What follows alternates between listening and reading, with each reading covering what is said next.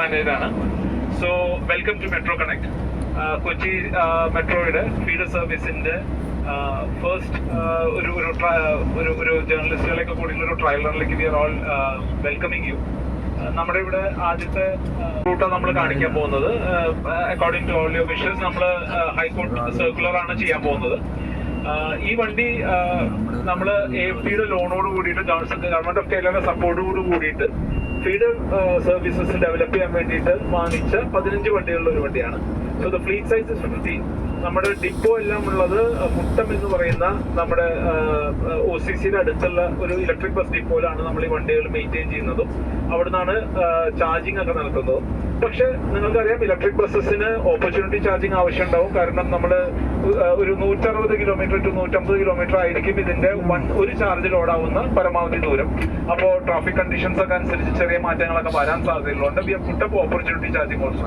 Opportunity charging എന്ന് പറയുന്ന പകൽ സമയത്ത് വാഹനം ഓടിക്കുന്ന സമയത്ത് നമ്മൾക്ക് ഇതേപോലെ ചാർജിങ് നീഡ്സ് വരികയാണെങ്കിൽ അത് നമ്മൾ എങ്ങനെ കൈകാര്യം ചെയ്യുന്ന അറിയാൻ വേണ്ടിയാണ് നമ്മൾ ചാർജേഴ്സ് നമ്മൾ പല പല സ്ഥലത്ത് പ്ലേസ് ചെയ്തിട്ടുള്ളത്.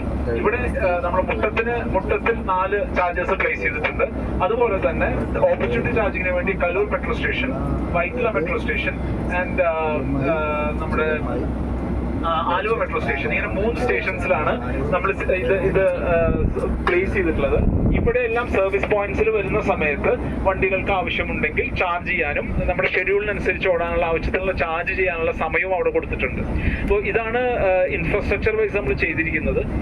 ഇനി നമ്മുടെ ഈ വണ്ടി എന്ന് പറയുന്നത് 9 മീറ്റർ 33 സീറ്റ് വണ്ടിയാണ്. അപ്പോൾ നമ്മൾ ഇരിക്കുന്ന വണ്ടി എയർപോർട്ടിലേക്ക് സർവീസ് നടത്താൻ പോകുന്ന വണ്ടിയാണ്. നമ്മുടെ മെട്രോ സ്റ്റേഷൻ, ആലുവ മെട്രോ സ്റ്റേഷനും സിയാൽ എയർപോർട്ടിലേക്കും പീക്ക് ടൈമിൽ 20 മിനിറ്റ്സും നോൺ പീക്ക് അവേഴ്സിൽ 30 മിനിറ്റ്സും രാവിലെ 6:45 തൊട്ടിട്ട് വൈകുന്നേരം 11 മണി വരെ എയർപോർട്ടിൽ നിന്ന് 11 മണിക്ക് തിരിച്ചു വരുന്നത് പോലെയുള്ള ഒരു സർവീസ് ആണ് ആ ബസ് കൊടുക്കുക.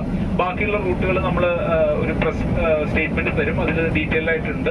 നമ്മുടെ പ്രധാന ഉദ്ദേശം എന്ന് പറയുന്നത് നമ്മൾ ഇതേപോലെ ഈ മെട്രോ റെയിൽ പോളിസിയുടെ അനുസരിച്ചും അതുപോലെ കേരള ഗവൺമെന്റും സെൻട്രൽ ഗവൺമെന്റും കൊച്ചി മെട്രോ റെയിലും കൂടിയുള്ള ഒരു ധാരണാപത്രത്തിലും ഫീഡർ സിസ്റ്റംസ് എസ്റ്റാബ്ലിഷ് ചെയ്യണമെന്ന് പറഞ്ഞിട്ടുണ്ട്. ഒരു മെട്രോ സിസ്റ്റം വരുമ്പോൾ അതിന്റെ ഉള്ളിലേക്ക് എത്തിപ്പെടാനും അവിടെ നിന്ന് യാത്ര ചെയ്യാനും വേണ്ടിയിട്ട് ഒരു നല്ല ഫീഡർ സിസ്റ്റം എസ്റ്റാബ്ലിഷ് ചെയ്യണമെന്ന് അതിലെല്ലാം നിഷ്കർഷിച്ചിട്ടുള്ളതാണ്.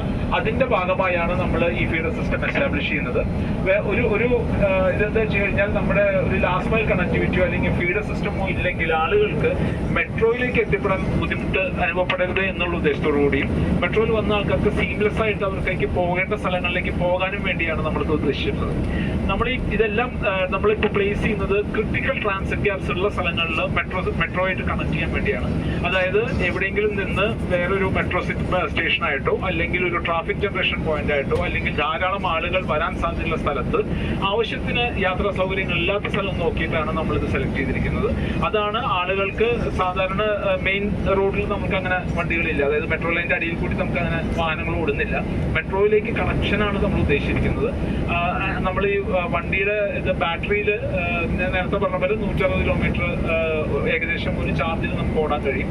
നമ്മുടെ എല്ലാ എയർപോർട്ട് ഒഴിച്ചുള്ള മിക്ക റൂട്ടുകളും ഒരു 5 കിലോമീറ്റർ താഴെയുള്ള റൂട്ടുകളാണ്. ഒരു 5 കിലോമീറ്റേഴ്സിന് അപ്രോക്സിമേറ്റ് ആയിട്ടാണ് നമ്മൾ ഈ റൂട്ട്സ് ഫിക്സ് ചെയ്തിരിക്കുന്നത്. വാട്ടർ മെട്രോന് ഇതേപോലെ കണക്ട് ചെയ്യുന്നുണ്ട്. ഇൻഫോ പാർക്ക് പോലുള്ള സ്ഥലങ്ങളിൽ നിങ്ങൾക്കറിയാം, ഇൻഫോ പാർക്കിൽ പബ്ലിക് ട്രാൻസ്പോർട്ട് സിസ്റ്റം 1% മാത്രമാണ്. 46% കാറും 50%-ഓളം ബസ്സും മോട്ടോർ സൈക്കിളും 2 വീലേഴ്സും ഉപയോഗിക്കപ്പെടുന്ന ഒരു സ്ഥലമാണ് അവിടെ.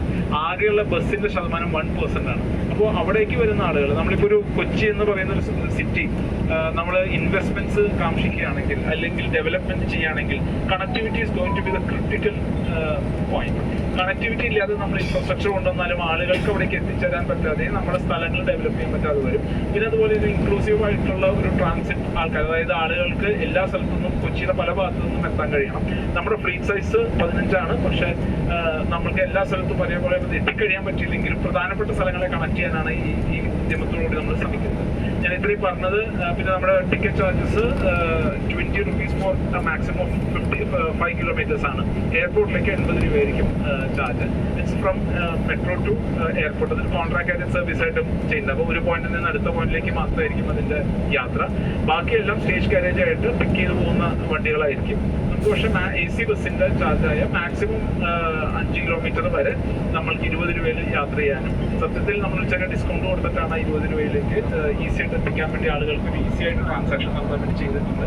പോരാത്തതിന് നിങ്ങൾക്കറിയാം ഇവിടെ ഡിജിറ്റൽ ട്രാൻസാക്ഷൻ നമ്മൾ പരമാവധി പ്രോത്സാഹിപ്പിക്കാൻ ഉദ്ദേശിക്കുന്നു. അതുകൊണ്ട് തന്നെ UPI പേയ്മെന്റിന് അവൈലബിൾ ആണ്. റൂപേ ഡെബിറ്റ് കാർഡ് അവൈലബിൾ ആണ്. അതേപോലെ കൊച്ചി വൺ കാർഡിലും നമ്മൾക്ക് സ്വൈപ്പ് ചെയ്ത് കഴിഞ്ഞാൽ കോൺടാക്ട്ലെസ് ആയിട്ട് ഇപ്പോൾ ആയിട്ടുണ്ട്. അതുകൊണ്ട് ആളുകൾക്ക് ഈസി ആയിട്ട് അടച്ചു പോകാനുള്ളൊരു ടിക്കറ്റ് എടുക്കാനുള്ള സൗകര്യം കൂടി ഏർപ്പെടുത്തിയിട്ടുണ്ട്. We hope that digitalisation is the way forward in bus services. ആളുകൾക്ക് എല്ലാവർക്കും ഡിജിറ്റൽ പെനിട്രേഷൻ ഉള്ളതുകൊണ്ട് കണ്ടമാനം ഇന്റർനെറ്റിന്റെ അവൈലബിലിറ്റി ഒക്കെ എല്ലാവരുടെ ഫോണിലും ആയി തുടങ്ങിയ സ്ഥിതിക്ക് അതൊരു വലിയ മുന്നേറ്റമാവും എന്നാണ് ഞങ്ങൾ വിശ്വസിക്കുന്നത്. അതുകൊണ്ട് നമ്മുടെ സിസ്റ്റംസ് പോലും മെട്രോനെ പോലെ തന്നെ അലൈൻഡ് ആണ് ഇത്തരം ട്രാൻസിഷൻ